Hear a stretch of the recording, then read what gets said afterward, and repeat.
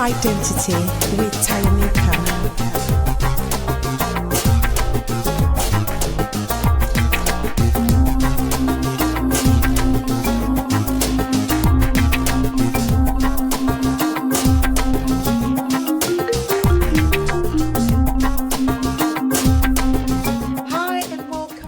Another episode of Explore Your Identity. Here we have conversations about the different aspects of who we are that form our identity, both positive and negative. I have another amazing guest today. Thank you, Takwana, for being my amazing guest and allowing us to have this conversation. So my guest today is Takwana Tyaranini. I'm going to let him introduce himself. No, thank you very much for having me. Like you said, my name is Takwana. Currently, I'm one of the co-founders of a company called Jumboo. And what it is the first of its kind, 100% digital neo-banking platform that allows African migrants in the UK and Europe to sort of do their banking services, but it also combines an opportunity for them to invest across the African continent. So quite a lot of things that we're doing, but this is a conversation we can have later on as we have this conversation. Again, thank you very much, and I'm honored to be with you today. Oh. Thank you. I would also like to say a massive, heartfelt thank you to all our listeners that have been listening from the very first episode and have followed us on this journey. I feel the love, the messages, the comments. Thank you for interacting with these conversations. If this is your first time listening, be sure to subscribe and share this podcast with your friends, your family, and just interact with us. So Takwana, let me take you back to your childhood. Can you think of a particular scenario or situation or conversation or anything in your childhood that you feel has shaped who you are today? It could be positive, it could be negative. That's a very good question, Taya. So, as you know, me and Taya have a sort of a history. We went to primary school together. So, 20 years down the line, I'm exposing your age now. But that's a story that's a conversation for another day. So, Takwana is Shona. I'm from Zimbabwe. Born and raised in Zimbabwe till I was like 18 before I migrated over to the UK. So Takwana literally translates to enough. And that tells you all you need to know about what my parents thought about my arrival, really. But, going back to my childhood, I have a very interesting story that my mother told me not too long ago. I think it must have been 3 years ago. Mm-hmm. So I'm sitting with my mother. I just moved back home for a while. I was back in Zimbabwe. My parents are still based in Zimbabwe. And then my mom has got this funny, she's staring at me and she's like, Takwana, do you know why you called Takwana? And I was like, oh no. She's about to tell me some very, very deep story that I don't really want to know at this point in time. Like, listen, your father is not your father.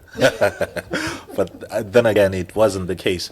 So she was like, Takwana, do you know why you are called Takwana, right? And I was like, no, Mom. I think my impression of it was you just had enough, of babies. And then you're like, this is a full stop to it. But then she told me a very interesting story that in some ways has shaped my thinking in recent years, right? So she was basically like, Takwana, so what happens was when she got married, my mom was a rural woman. She was hailed from a small little rural village. So when she got married, she then had to move over to my father's sort of homestead, as you would, customary, in Zimbabwe. She moved over to my father's rural home, and then they tried for their first child. But unfortunately, my mom, her pregnancy was a very tough one because she fell sick throughout most of the pregnancy, and she was bedridden and things of that nature. So in Africa, in Zimbabwe, the idea is when you get married, you then become an asset to the family. So you help with the dishes, the cooking, and all sorts of things as a very traditional female role. Very traditional female role, and we're talking 30, 40 years ago. I think things might have moved on slightly in today's world, but that was the expectation back then, right? Mm-hmm. So my mom gets in, she goes to my dad's sort of homestead. day one, or a couple of months down the line, she falls pregnant with her first child. She then becomes incredibly unwell, so much that she's bedridden. So we thought maybe that's because it's her first pregnancy, but that was true for not only her first child, it was true for her second child, it was true for the third child. So then, my grandfather, my paternal grandfather, being the overseer of the entire place, had a meeting with my father, mother, and the elderly within that particular sort of community or homestead, really. And they said to my mom, listen, we brought you in here and we thought you're going to be an asset to the family. But, unfortunately, you're starting to come across, you've become a liability. We have to look after you when you're unwell. And I feel like the reason why that's the case is because, your tolerance to pregnancy is something that is very tough on you. So from today, we need you to stop having any kids. You need to take contraceptives. And mom, back then, I don't know what happened to her, but back then she was a very agreeable woman. So she agreed to that. But later on, I think as you will get to see, I think some of that stubbornness pretty much is now embedded in me now. My mom became quite rebellious. So that was that. So my mom took contraceptives and stopped taking. So are you saying your siblings were like close together in age, or what? In some ways they were, but the story was that pregnancy was just much of something that really took a toll on my mother, so much that she had to spend most of the time in bed, and then she had to have other people look after her as well. So as far as the family, the larger family is concerned, my granddad and even my father as well was of view that I think pregnancy is the reason why she then becomes bedridden and things of that nature. So then she went on to say, there's something very interesting then happened after that, sort of when she started taking the contraceptives for months on end, because there's a bit of a gap. I think there's almost a 5-year gap between the third born and myself. So one day she says my maternal grandmother, so my mother's mother, at a completely different location. And this, I'm just stating it as it said. So it's a belief thing. Some people might hear this and be like, oh, that's a bit peculiar. That's a bit different. But this is exactly what my mother told me. So several years down the line, my maternal grandmother, so my mother's mother, is in a totally different village. She says one night she's trying to fall asleep. Then she has a recurring dream, not once, not twice, but 3 times, of a gentleman that's dressed in a white gown that keeps telling her, you know what, you need to go tell your daughter that she needs to stop taking these tablets, these contraceptives, and because she's going to have a son or a child, there was no specific gender. She's going to have a child that's going to look after her. It's going to have a very special child. And this is I'm very conscious of imposing or sort of saying things that my mother didn't say, but my mom was like, you're going to have a special child, so you need to stop taking these contraceptives and have a child. Mind you, that conversation between my maternal grandmother and my mother hadn't happened where my maternal grandmother didn't even know that her daughter was on contraceptives. So very, very, very, very specific kind of dream. Yeah? So it happened once, twice, 3 times, one specific night. And then on that sort of instruction, my maternal grandmother decided to jump on a bus and visit my mother, and pretty much just told her, this is the dream that I've had. I saw something very peculiar. A gentleman in a dream in a white gown came to me in a dream and said, stop taking this medication because you're going to have a very special child that's going to look after you. So it so happened that, my mom has this conversation with my grandmother, my maternal grandmother, and my mother being, the stubborn woman that she is, or very obedient woman that she was back then. Submissive. Submissive. Yeah, you're probably right. But if you had to have a conversation with my mother now, she doesn't come across as that. She's a very, I'm very much stubborn, like most people tend to say. So then my mom asked my mother why, and my grandmother why, and I remember she remembers my mom saying that some things don't have to make sense, just do as you're told, right? And voila, my mother stopped taking these tablets, and 9 months down the line, Takwana was born. So again, before I was born, it was a surprise to everybody. We thought you were taking contraceptives. What happened here, and this and the fourth. Was this one a smooth pregnancy or the same? Surprise, surprise. Yeah. The irony of it all three pregnancies were very tough. Even the birth was very tough. But come Takwana, mom was not bedridden. Mom didn't have sort of a very tough delivery and things of that nature. It was pretty much smooth sailing. I was born at night, apparently around 4 in the morning.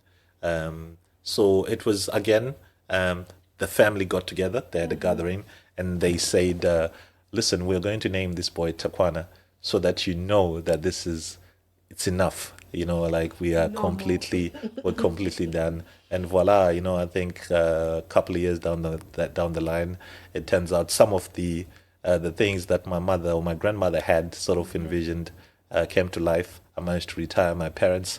I managed to do quite a few amazing things from them over the last couple of years. So that's been my story, and I found it very, very. So, in what context was your mom telling you? I can imagine it was out of pride of who you've become, or. I think so, and I think maybe it's been something that has just been weighing on her for quite a while. I think it's just one of those things where it's something that, I was 36 or so when she told me that, so it's something that she had never told me before. And then she was like, and again, I had she's staring deep into my eyes and like, do you know why you're called Takwana? And then she tells me, and I think there was a sense at the time that this is an unwanted child by everybody, because he came at a time when he was not supposed to come. And here I was around, and apparently I've always been a happy-go-lucky kind of individual, one that's quite keen to just make people around them laugh or be in a sort of good space from day one, really. And that's something that I can identify with even up until today. Oh, nice. Yeah. So would you say that your current path has been influenced by your mom or your dad in any way? Certainly, I think certain traits, so most people tend to ask you, when did you start business, really? And I never think there's a date to it. I always think that you are the sum total of your experiences, and some of the things that you learn when you're 5 years old, 10 years old, are things you carry into business. I think business is like life, is just a function of making common sense decisions and then being persistent where it doesn't make any logic and things of that nature. So I always feel like what my parents brought to the table and their sort of traits that they brought to the table are things that I've carried into business. My mom was a cross-border trader at one point, so she used to sell from Zimbabwe. She used to sell what's called in the local language madoiri. I don't know what the English equivalent of that. Exactly, isn't it? Isn't it? English. Exactly. So that again is a form of entrepreneurship, though in a very informal sense, that I've pretty much just carried on. So that stubbornness, that resilience, stuff and things of that nature, are things that have literally just carried me on into business. Let's talk about what you're currently involved with. And your other ventures. If you can maybe summarize a little bit, just to give our audience context of your entrepreneurship drive and personality, I guess. Oh, exactly. No, thank you. So we are currently, as most people know me, like I moved from Zimbabwe back in 2022, the 7th of October 2002. I always say that date because that's the day that the trajectory of my life literally just changed, really. Because I moved, so we lived after having moved from our rural home, we moved to a small township called Rumuka Kadoma in Zimbabwe, very marginalized. And as you can imagine, when you live in townships, the depth of your dreams or, what you feel is possible is always restricted by what you currently see. So we never really thought we would make it as far as we would, really, in terms of building things that the entire globe uses, right? So I moved to the UK. Back on the 7th of October, like I said, 2002. That's almost 20 plus years ago. Like everyone around me, I got into the sort of into the health sector. I worked as a mental health practitioner, worked with kids, and that was one of the best years of my life because it then taught me, how the mind operates. It can make a heaven or hell of any given scenario, and I suppose that positive predisposition that I've always had around a lot of things was reinforced in that particular thing because I got to understand by just having a psychological approach to things that things can turn out literally the way you sort of process them in your mind, really, if that makes any sense. So back in, I think about 7 years ago, my business partner then turned around and said he's got this particular idea that he wants to run past me, and he wants me to be his business partner on a 50-50 sort of venture that he wants to go through. And the idea was very simple. He thought we could build an application form that will allow African migrants to send airtime back home. At the time, the stats were something to the effect that almost 80% of migrants in the diaspora had never sent airtime home. Whilst they're happy to send money, but they never sent airtime. Airtime is like £5, small amounts, just something that they were very dismissive of. So what that meant for me in my head anyway was there's either a gap in the market or it's a pretty much terrible idea, right? Honestly, I can remember how excited I was to do my first mobile top up from the UK to Zimbabwe. It was like the most exciting thing. There you have it. There definitely was a need. Yeah, definitely. And you saw right that experience, that immediate gratification that people got from a very small amount, I think, of £2, £3, £5 worth of airtime. And as you know, Africans are very expressive people, and how I knew it would work was, so I was like, oh, you know what, let me try this. I'm going to send $2 worth of airtime to my mother. And the gratification, the sort of the thank you I got from my mother immediately after I sent it. Oh, I just saw this. Did you send me that? Thank you so much. And that gratification I got was what I realized we were not necessarily selling airtime. We're selling connectivity and that sense of connection within our community. And surprise, surprise, 7 years down the line, we've sent airtime to over 140 countries. So it was something that really caught on pretty fast when you think about it. So that entire experience, there was a lot of things that we learned. There's a lot of things that we did. What's the app called? It was called Send It To. So we did quite a lot of positive things in that particular venture. And there was also a couple of things that we fell short in terms of things that we could have done much better. So, but what it did was it became an amalgamation of positive, negative experiences that we then took together and built the current venture that I'm involved in called Jumboo. Like I was saying earlier on, Jumboo is the first of its kind, 100% digital bank that allows African migrants to not only bank their money in the UK and Europe, but also invest across the African continent. And so are you saying with Jumboo, you could be in Zimbabwe or Nigeria or Ghana and have an account in the UK? Not for now. So, like I was saying, I think that's a very important question to ask. So, with Jumboo, our licensing allows us to operate in the UK and Europe. So, what it does, it allows you, Tyre, here in Liverpool to do your banking services. Your direct debits, get your money deposited in there, shop online, and things of that nature. Yeah. But it also uniquely puts you in a position whereby, right in that app, you can then invest across the African continent. And the reason why we are doing it is because, the prevailing sentiment is that it's China or Europe that funds Africa the most, which is not correct, because when you look at the numbers, almost 100 billion is sent via remittance by the African diaspora into Africa on an annual basis. And that's just looking at the formal channels. Some can argue another 75 billion goes through informal channels. So almost 200 billion is sent home into Africa by the African diaspora. And it's for your everyday like your bread and butter issues. It's never really for your investment services. And then you compare that almost 200 billion compared to 35 billion of foreign direct investment that these other foreign companies invest in Africa. You then realize the biggest financier of Africa has always been its children. But yet there is no formal structures, or at least at the scale that we want to have it, that allows a Tyre, Takwana, or anybody that's sitting at home and watching to then invest across the African continent in different asset classes like real estate. Renewable energy is very fashionable, and there's definitely a gap that needs there. So what we're saying is let Africa be built by its children, and the African diaspora can do that. What you're saying is, if I invest in Jumboo, right, and I want to invest in real estate in Kenya, so how does that work? So if you open up an account with Jumboo here in the UK, what then that gives you is an opportunity to then look on your app, in addition to your banking services, you can then identify opportunities, say in Kenya, in Ghana, Nigeria, Zimbabwe, South Africa, And if you want to buy a home in these particular regions, you can then invest in this particular, you can then buy off the app, off your banking app in the UK. That's an option you can take.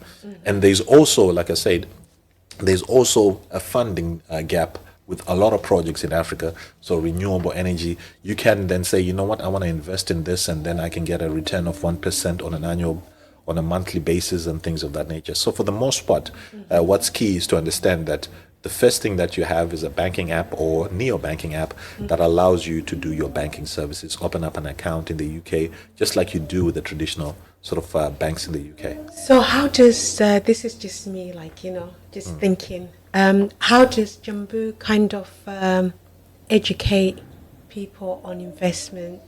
Like, because I don't feel like it's everybody that's educated enough in terms of investment. Like what to invest on. Yeah, that's... And how does Jumboo kind of bridge that gap between understanding that, yes, there's the diaspora community that want to invest in Africa, but like some people just go to work and are happy to do the money transfer, help the family, and how can you just help educate people? That's a very good question, and I think one of the reasons why we ended up getting into this space, though, something a very, I don't know if this has been exposed to you, the amount of bodies that get repatriated back to Africa of Africans when they die is at extremely high levels. So what then that tells you is that people always maintain a high affinity to the place of birth. It's something, speaking of identity, it's something that most people, when they die, they always want to sort of get buried back home for some reason, especially Africans. It's something that happens quite frequently. And, and I think I remember just speaking of the question you just asked, I remember watching a show called Umoja several years ago in London. Yes. You've like seen a play, yes. And there's a guy that narrates throughout the play that narrates part of that entire particular process. And he said something that really resonated in me. He said the older an individual gets, the older a person gets, it's funny, life is a funny way of you're just in a secular sort of role where you're trying to find your way back home. Most people will always home is always home. Who you are as a person is pretty much detected by things you don't choose, like your place of birth, your parents, and things of that nature. And that's why when a certain type of music plays, and several people in this room will either dance or not identify with it, just because it's something that you grew up with and things of that nature. So one of the things that we want to do, we are saying to the community, guys, you're already in some ways investing. An investor, and there's a need for us to demystify it. Investor is somebody who has $5 and puts it for this particular cause.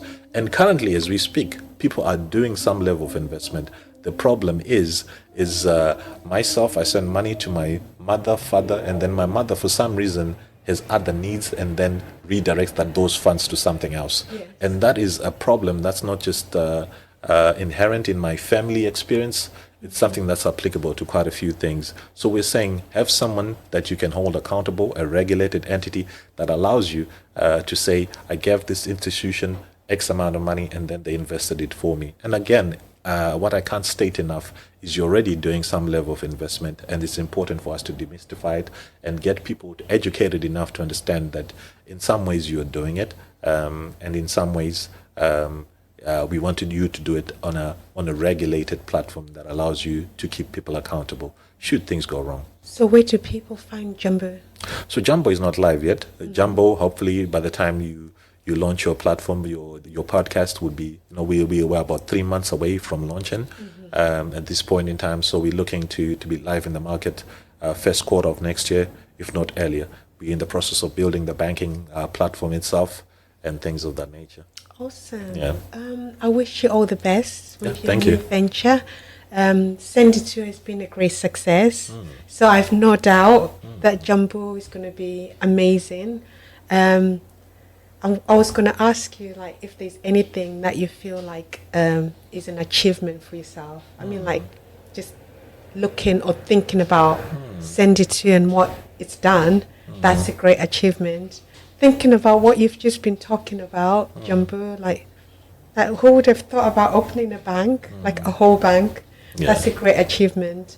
But based on yourself and how you identify yourself, what do you feel like has been a great achievement for you, or just an achievement? On a personal level. On a personal level, you know, I think, like I was saying earlier on, just being the source of pride from my poor mother, I think, and my parents generally, Yeah. I think, is something that I take a lot of pride in.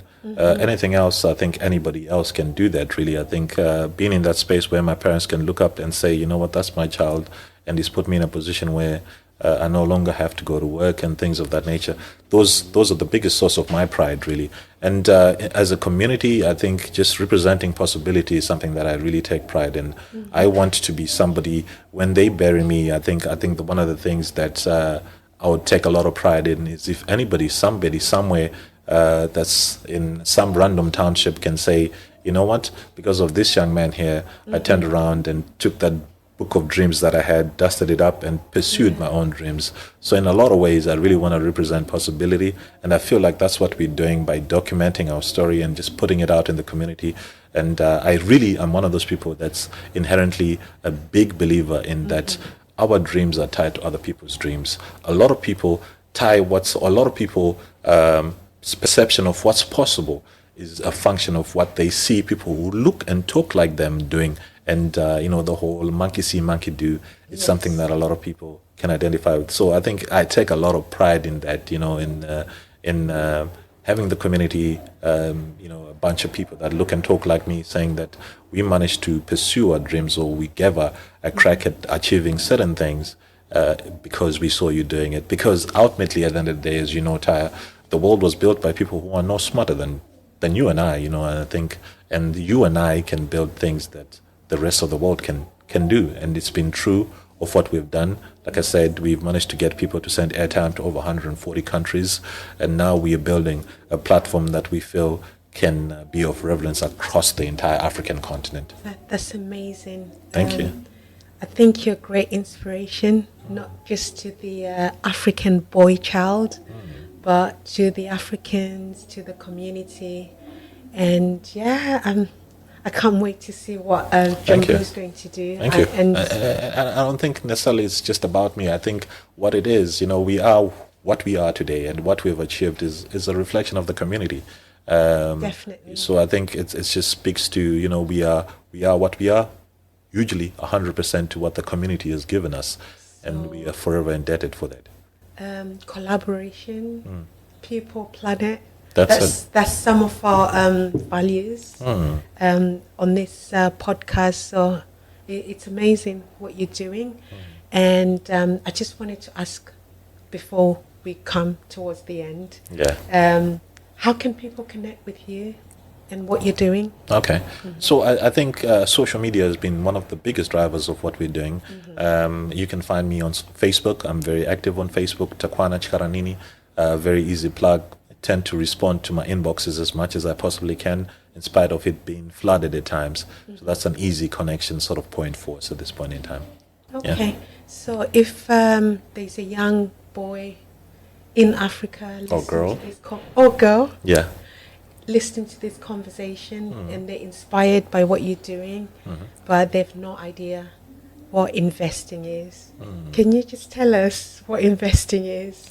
No, I think before they even get to investing, I think what's important for them, if you're a young man living in a particular place right now, I'm hoping, you know, by having told a bit of my story earlier on, you then realize, you know what, this young man is no smarter than I am, you know, and I think I can definitely give it a crack. And what's important, I think the one thing that I've really found about anything, the experiences that I've had over the past decade or so, is that in order to achieve anything worthwhile, the trick is very simple. You simply just need to get started. Oh, yes. That is the simplest thing. I think what tends to happen, a lot of people want to achieve these really amazing things, and for some reason they want to see the entire journey all the way to the end, but then it doesn't work that way. Or waiting for the best time. That's it, or waiting for the best time, and that best time never exists, really, isn't it? Life gets in the way and things of that nature. So your only job in life is to plant, if you're trying to build this great wall, is to plant one brick at a time. You know, and it all starts from day one. That conviction to get started. You don't have to be amazing at what you're trying to achieve, but to get amazing at what you're trying to achieve, you simply have to get started. That is an overstated simplicity that really has been the driving force of what we have achieved in life so far. But how do you get started without money? How do you get started? A lot of things in life. History is the best way you can judge anything in life, really. A lot of people, as long as it's something that it doesn't involve trying to walk on water, because that's an impossibility, right? We know that. So when you're going to say that, how do I get started without money? The truth of the matter is that a lot of people have got started with money and build multi-billion-dollar companies based on one simple idea of just simply getting started. Get started, and what then tends to happen is, I've read a book, I think some 10 years ago, that said synchronicity is God's way of remaining anonymous. And that what that translates to, right, is seemingly random events tend to happen when you move in When towards... you get started. When you get started. That is so true. That's so true. And what you find, all the money you're looking for, because I am a That huge is so believer true. that the biggest thing, that it's never about the resources being available. It's about resourcefulness. And that is very important. And what tends to happen along the path you're going to come across, you were one of our very first few customers. And that was just a function of, getting started on a particular idea. And things tend to happen that way. So resourcefulness and synchronicity, if I'm to leave any message with anybody, the message is always synchronicity is God's way of remaining anonymous. A lot of miracles will happen in your life simply because you pursued a particular dream. And the funny thing about life, right? Life is a way of just making room for people that have a conviction about particular That dreams. is so true. Yeah. When I look at my own journey, it's happened exactly how you're saying. Like, I just get started. I never worry about whether I've got the resources or whether I've got this. I kind of run with the vision. And it has unfolded in that way that, God makes room somehow. Yeah. And makes so it true. work. So true. So that's amazing. Yeah. Now we're going to get to that fun part of this conversation. I thought we were having fun already. Well, this is like me time now. Yeah. Because we get to delve on fashion-related questions. Yeah. Pick your brain on fashion a little bit. Yeah. I didn't notice a bag. Oh, you've got a little bag with you. Right. There's no method to what I do. I just Okay. it's just it serves a I was purpose. hoping you have a bag and you do have one. So what's one unusual item that you have in your bag or that you keep on you? It's a funny one, right? And I don't necessarily have this because I think I did it because I was traveling to Liverpool. So it's not necessarily something that I always have in my bag. But before I was coming here, it's a laptop bag. I keep my laptops in there. And speaking of funny things that I keep in there, I don't know whether or not I should be putting this out there, but literally 6 months ago, I discovered foot cream for your for your dry feet. Yeah. So I found one in my bag just now as I was packing, putting my laptop in there because there was not enough space in my suitcase. So that's one funny product Well, that it's self-care, so that's good. it's self-care and it works. Like I Oh, was very good. surprised that feet need to be lotioned. It's something Oh, that yeah, of course. You gotta look after the skin. The moisture is good. It's incredible. It's Yeah. stuff really, it's sensitive, very dry skin. They call it heavy duty from Body Shop. And I'm quite surprised. It's like a miracle product really because I saw Awesome. results literally under 2 weeks. Oh, brilliant. After 36 years of scratching my entire sheets with my dry feet. Okay, let's talk about the clothing now. Yeah. Would you say you've got like an item of clothing or accessory that you feel like emotionally attached to? Emotionally attached to. Yeah. So, I spent the last 4 or 5 years in Zimbabwe because we were working on a few things back in Zim. And, in Zimbabwe, consistently 365 days of the year, you can wear shorts. Oh, and, yes. and I've been wearing these. These are my favorite pair of clothes. They only like worth a couple of pennies, nothing too expensive, but they have the African print. because I really identify quite a lot with Yes. with my heritage really. So I've been wearing these cool shorts the last 3-4 years, and the whole idea is, success is no dress code. So I would find myself in these incredible institutions like Old Mutual, and I'm meeting executives, and I've got myself a pair of shorts. And it's just been one incredible experience over the last couple of years. Awesome. I like that. Yeah. And how do you define fashion? If you had to define fashion, what's your definition of fashion? Fashion. I would say identity. Okay. Speaking of being on the identity Yeah, podcast, like your shorts? yeah, I think they really speak to your identity. I think when you wear something, it's an expression of who you are in some ways. But I'm not more methodical like you are. I think there's a lot So, of what were you expressing when you were going around to boardrooms Yeah. in African print shorts? just the pride. I think very often than not, like I was saying earlier on, I worked in mental health, and I just realized pride is very, very important. I think once you start to feel and put yourself in a position whereby you have a lot of conviction of who you are and what you bring to the table, and I believe, I think the whole Africa is just the one place that has the wrong. I think a lot of people have a lot of wrong perceptions about, and it has implications on how people then sort of, even its children, African children. I think there's that inherent assumption that we bring way less to the table, and that's very untrue, because civilization, as we know, and quite a lot of the things that the world utilizes today come and hail from Africa. So I think pride is what's key in terms of fashion. I like that. So, in one word, your definition of fashion is pride. It's pride. Amazing. Yeah. Is there anything in particular that you like shopping for? Is there anything in particular, clothes-wise or fashion-wise? Anything. So I'm such a tool when it comes to shopping, man. I'm one of those people. My OCD kicks in. I'm one of those people that I could use something for the entire duration of the year, really. So I'm not very into. I think I know something you like shopping for. Yeah, Tech. tech. Okay, Like maybe phones, laptops, or but that's very expensive stuff. So I might Yeah, have the love for toys. it. I might have the love for it, but my wallet says otherwise. That's very different. But in terms of getting stuff, so over the last couple of years, I've been very restricted to, like my identity. My brand is my identity. I try and any given opportunity, I always put on my Jumboo hoodie or my Jumboo T-shirt. And unfortunately, the weather in England doesn't allow me to put on my African print Shorts. shirts. But I But would you have could loved. try it. I've tried. Or especially in Liverpool. Yeah, the You'll weather. see a lot of people in shorts in winter. I tried. I tried, and it didn't end well, really. Very Is cold. there anything that you hate shopping for? Is there anything I hate shopping for? It's probably groceries. I'm one of Oh those gosh, people. I was just like, you read my mind. Yeah, I think hate groceries. food shopping. It's a necessary evil, right?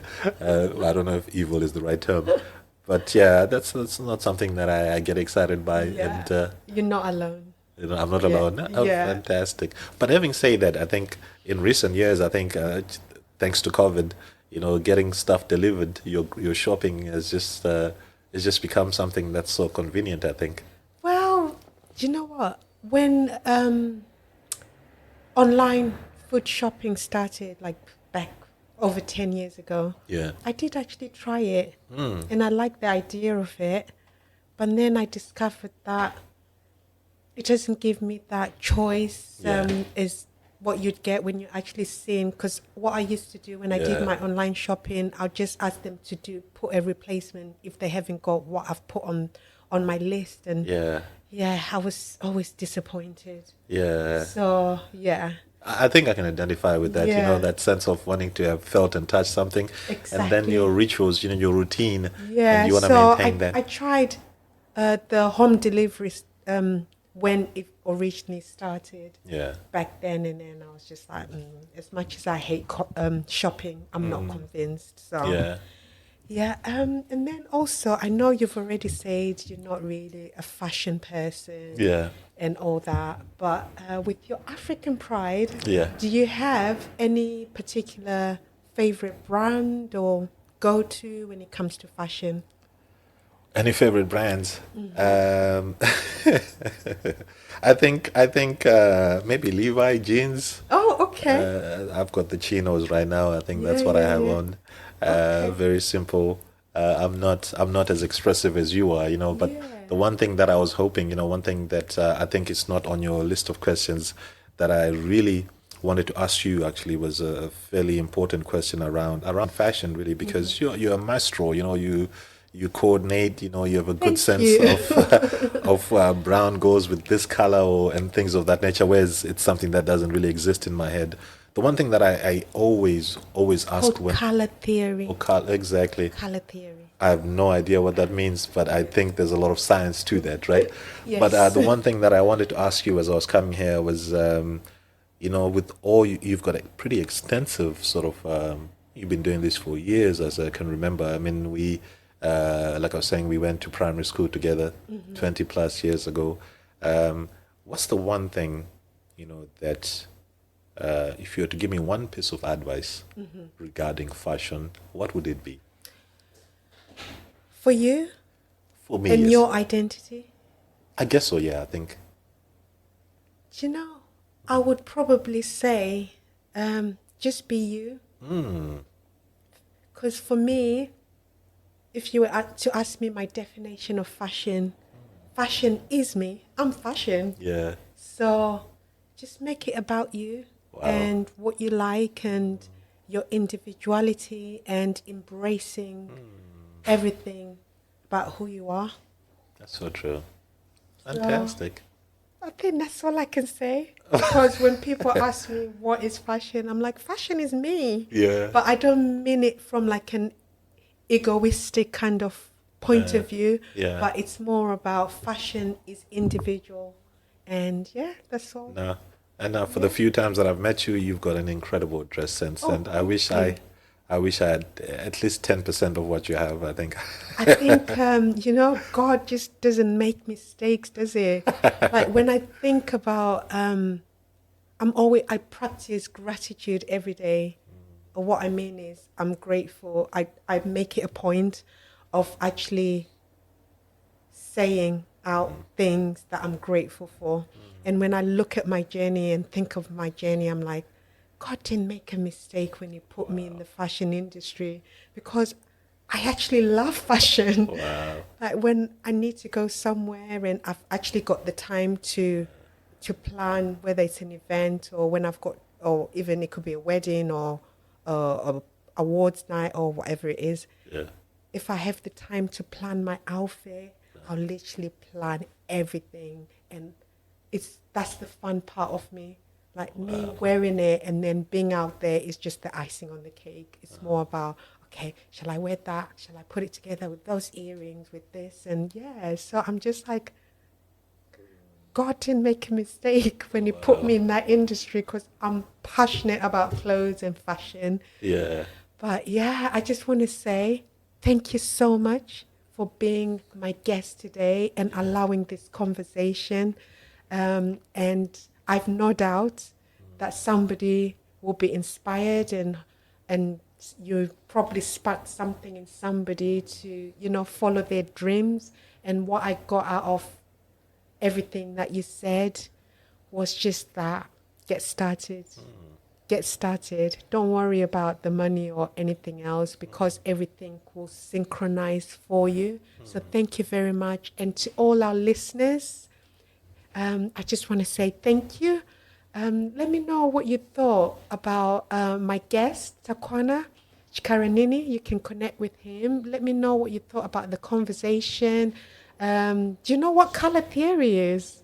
If somebody knows color theory, maybe just put it in the comments somewhere. If this is your first time listening to this our conversations, do subscribe. You can find us on all the major podcast platforms: YouTube, Spotify, Apple Music.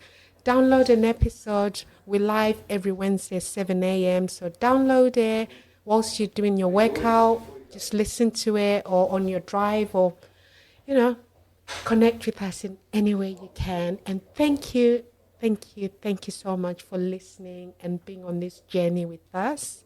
If there's anybody you think I should have next, just let me know, because I read all the messages. So let me know who you think should be a guest, and who you feel you want me to have a conversation with. Until next time, thank you and bye for now.